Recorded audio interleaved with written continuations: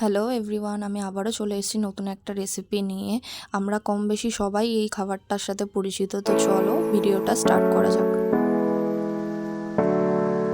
তো দেখো, আমি এখানে 1 বাটি আটা নিয়ে নিয়েছি এবং ওই বাটি মেপেই হাফ বাটি ময়দা এখানে অ্যাড করে দিচ্ছি।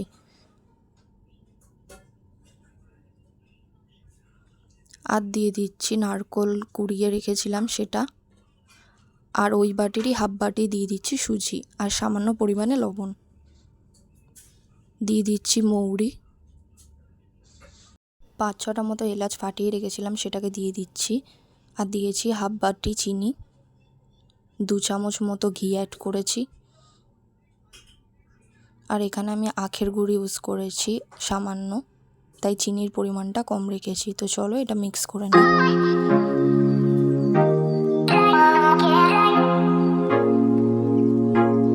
তো দেখো, আমি সব কিছু খুব ভালো করে মিশিয়ে নিয়েছি। আর এরকম ডো পাকলে তবেই বুঝবে তোমাদের মিশ্রণটা একদম রেডি হয়ে গেছে, নাহলে আরও ঘি অ্যাড করতে হবে। আর আমি এটাকে দুধ দিয়ে মাখবো। তো 1 কাপ পরিমাণে এখানে আমি দুধ গরম করে জাল দিয়ে রেখেছিলাম।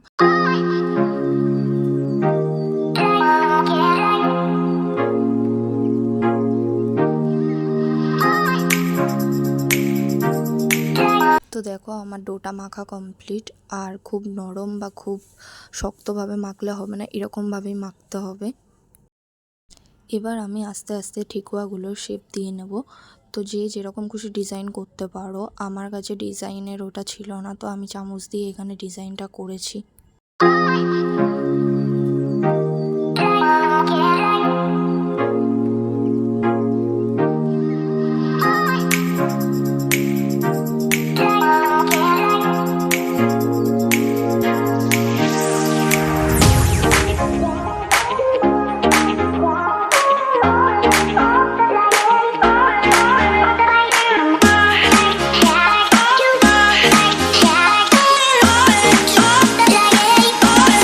তো দেখো, এখানে আমি শেপ দিয়ে রেডি করে নিয়েছি। এবার আমি এটাকে তেলের মধ্যে ভেজে নেব।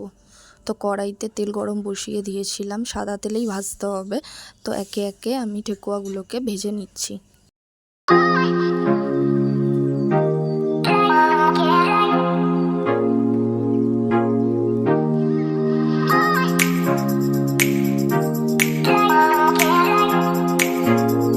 দেখো, এখানে আমি ঠেকুয়াগুলোকে ভেজে থালাতে তুলে নিয়েছি। আর খুব বেশি কালো করে কিন্তু ভাজলে হবে না। তো দেখো, আমার ঠেকুয়া করা কমপ্লিট। আর আজকের রেসিপিটা যদি তোমাদের ভালো লেগে থাকে, অবশ্যই আমার চ্যানেলটাকে সাবস্ক্রাইব করে নিও। বাই।